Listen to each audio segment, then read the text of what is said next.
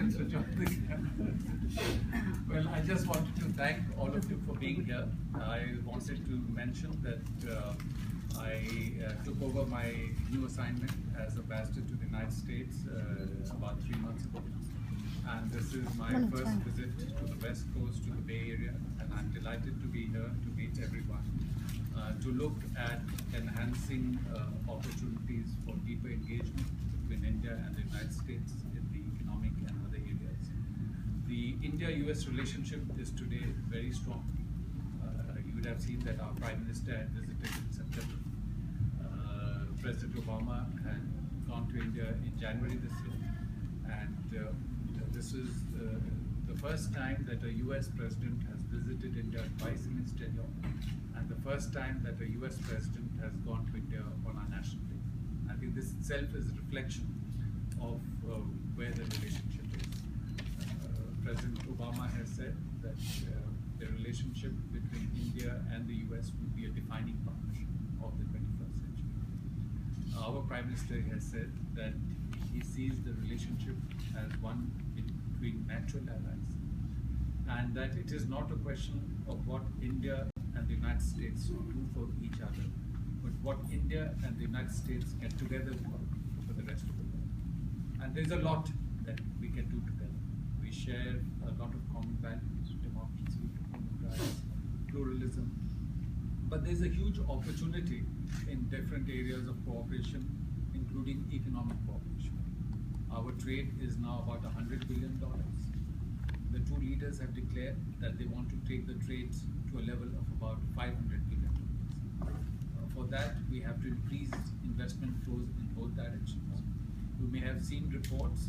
We just brought out a study about a week ago showing that in the last 5 years, Indian companies have invested more than $15 billion in the United States, creating about 100,000 jobs directly, and then of course there is indirect job creation.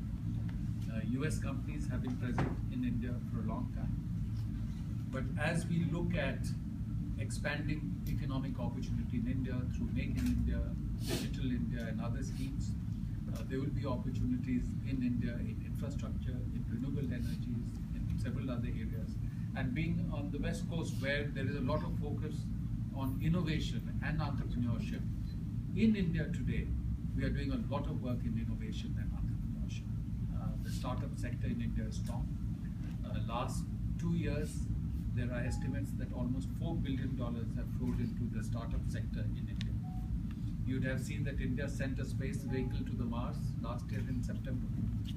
We were the 4th country in the world to send a vehicle to the Mars.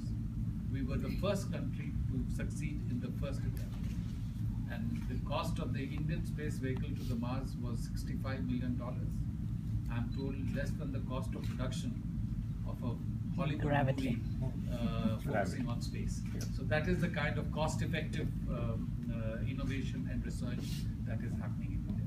So that is the framework in which we will be progressing this relationship. But I think the most important fact is that what provides a very firm basis to the India-US relationship is the people-to-people dimension.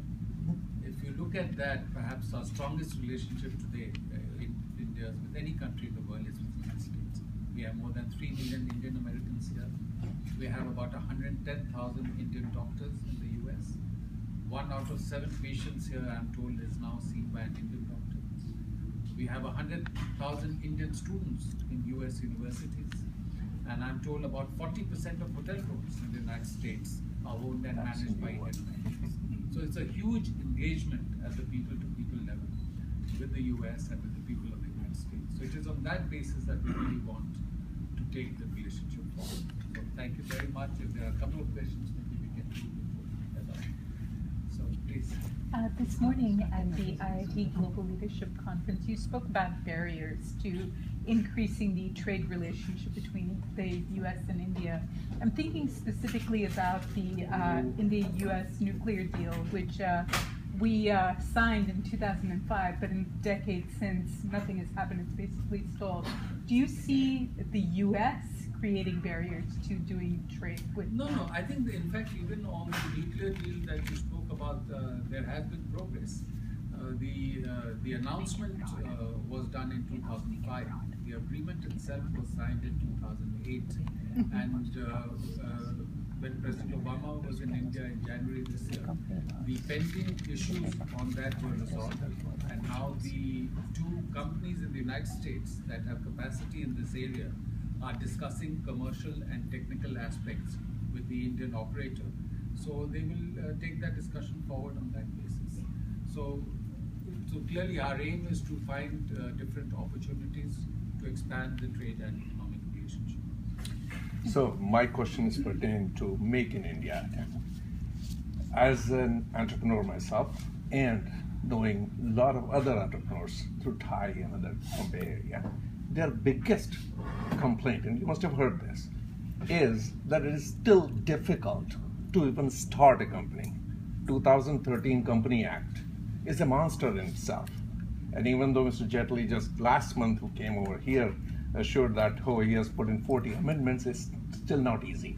Now, leaving that aside, is there any attempt from government to front a window, which used to be called in Rajiv Gandhi's time single window clearance, something similar to that, that can get you your all clearances, and it does not ask you to fill all the forms here, but as an entrepreneur over here, I may not be familiar with any attorneys or anybody over there. If I'm non-Indian, I'm not from Indian origin, so I should be able to approach this window and able to. Is there any attempt of that sort?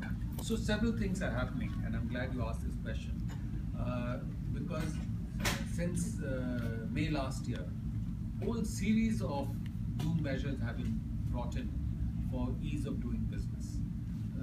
The permissions that are required have been reduced, and now for most of the things that you need to do, you can do online filing.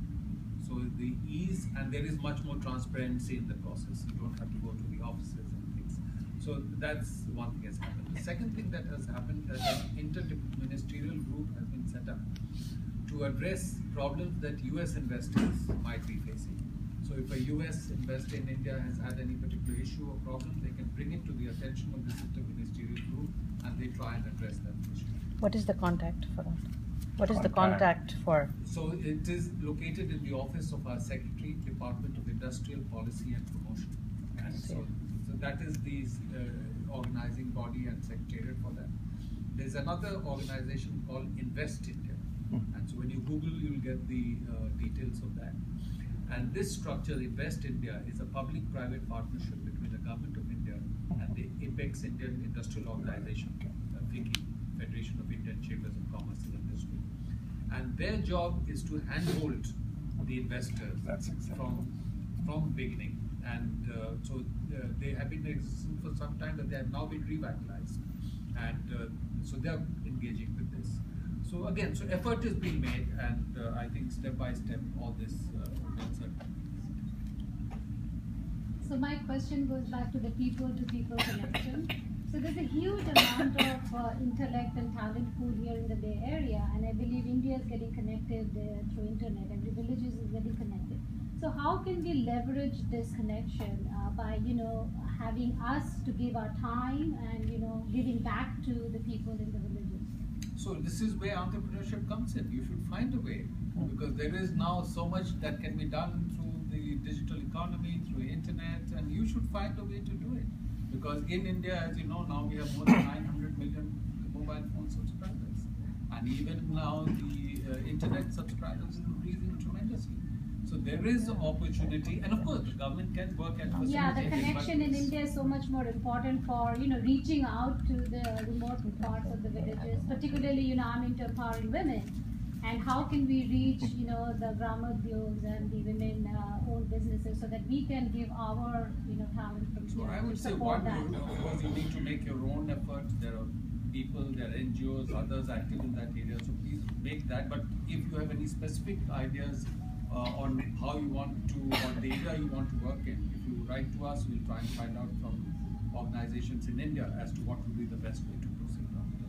Please, I know he's been asked twice. He asked. I have another question now, because the first question already asked by somebody else. So there are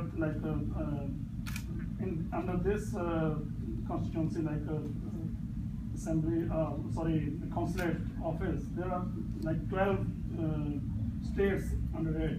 But people like they're supposed to come from Seattle, some Phoenix, a lot of just too far from here. Is there any plan in future to open another consulate office?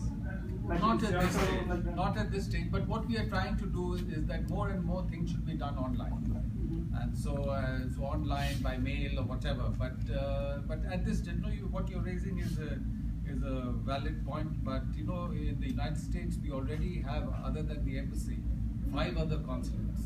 So it's a significant, and so at the moment there is no major plan to open another consulate.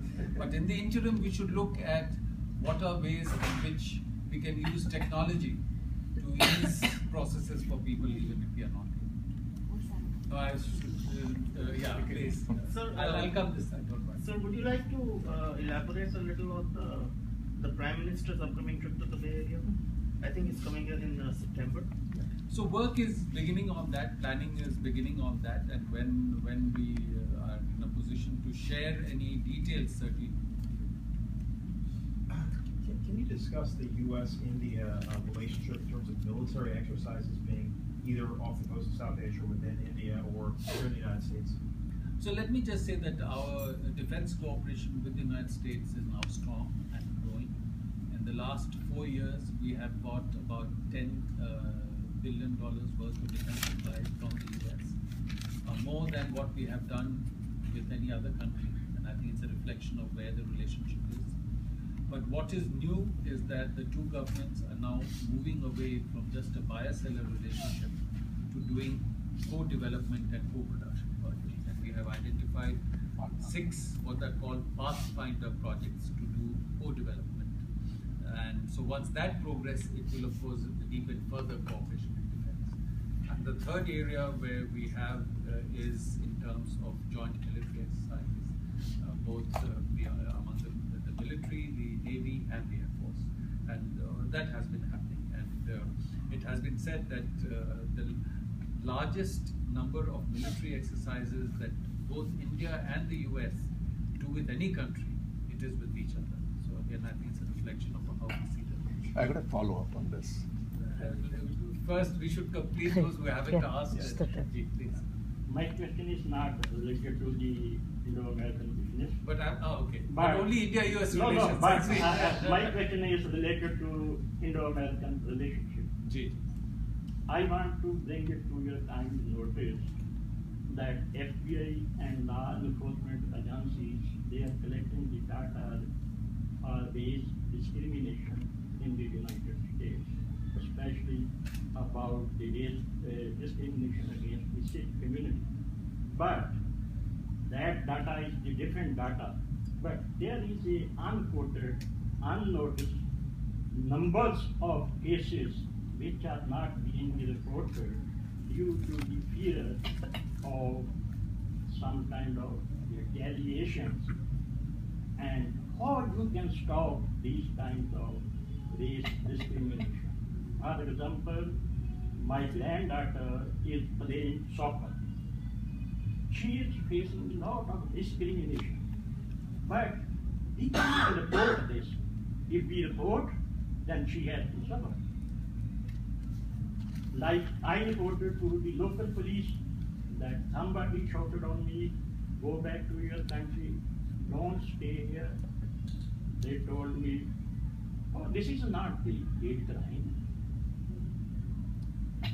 I don't know what kind of hate crime they have the definition.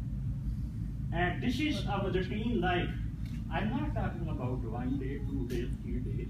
This is happening with all the varied persons like me to go to the United States. And I'm talking with the community about this issue, but nobody is ready to tell, but everybody is suffering. So I can only say that from the perspective of the representative of Government of India, whenever an issue of discrimination or concern is brought to our attention, affecting an Indian origin person or an Indian national, we bring it to the attention of the US authorities. Okay. That is, and then beyond that, I think we all need to work together to try and address this issue by increasing awareness in the societies that we are living in. And in that, the embassy, the consulates are your partners. And whatever we are doing, for example, in terms of spreading message about India, in terms of improving the relationship between India and the United States, and as people see and hear more and more that the relationship between the two countries are very strong, are strengthening, that we are partners, I think the kind of problems that you are referring to will certainly become less and less. But as I said, we all need to work together on this, and then whenever issues are brought to our attention, we certainly take it up with the US authorities. I have one suggestion for this.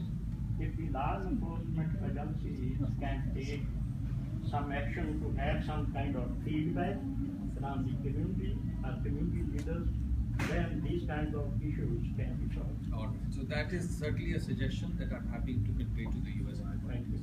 Thank you. Did you ask a question? Not you. That's all right. So on the foreign investment, where when we take investments done in India, we are declaring that during our tax period, etc. But now it's called OBDI, and we have been doing it for some years now. But suddenly, recently, there was some discussion about, or something mooted saying they're going to disclose about those investments, etc., to the improved relations, etc. So can we get some more clarity about, so that if we need to correct ourselves, anything we are not doing, we would like to take care of it in the budding stage? Fair. So I will not give a very detailed response because these are technical, legal and tax related issues. So you should, if you whatever clarification you need, send an email and I'll get someone to respond. But the basic point is that the US has not now brought in a regulation called FATCA. Under that regulation, partner countries, including India, are required, once we have signed that, to share information about bank accounts and other investments, mainly about the bank. And so that's a requirement. But as I said, I'm giving you a general answer. For the technical answer, because it has legal and tax related implications, you should send us an email and then full detailed answer. The same email address you share. When you send it to him, he'll pass it on to the concerned person. He is not the person for that, but he'll pass on to the concerned person. Thank you. Respond. All right, last question. So I have follow-up to Ravi's question about defense cooperation. If I can remember correctly, since we got independence, this is the first time we have a very sympathetic and friendly defense secretary in Ashton Carter, right? Okay. Yeah. So he had a big plans with starting defense cooperation and production in India, and he went to India with that. He had that plan when he was a deputy secretary. So we were all hopeful that this will really come out in a huge billions of dollars worth of investment, particularly after President Obama's visit. But what came out was a $2 million investment deal, which was about some equipment, biological warfare protection equipment for this. So what happened? Is there some hope, or is something gone? Or? No, I don't. So you described certain steps, and Yeah. you come to a conclusion that I don't agree with. Yeah, it is contrary to what you said. Big cooperation, but this $2 million. I just spoke about $10 billion. Correct. That is the reality. And then with $10 billion is That a we reality. bought. So this is what I spoke about, 6 Pathfinder projects, and 2 of them, which you referred to as small, but those are the first steps. They have started, where agreement has been signed. 2 other projects, which will not be small, are being discussed. One is for aircraft carrier technology. Launch. Aircraft launching capability, okay. I didn't say that. It is that Carrier actually. technology. Yeah. And the second is for jet engine technology. Okay. And both are under discussion, and if those work out, they will be not small.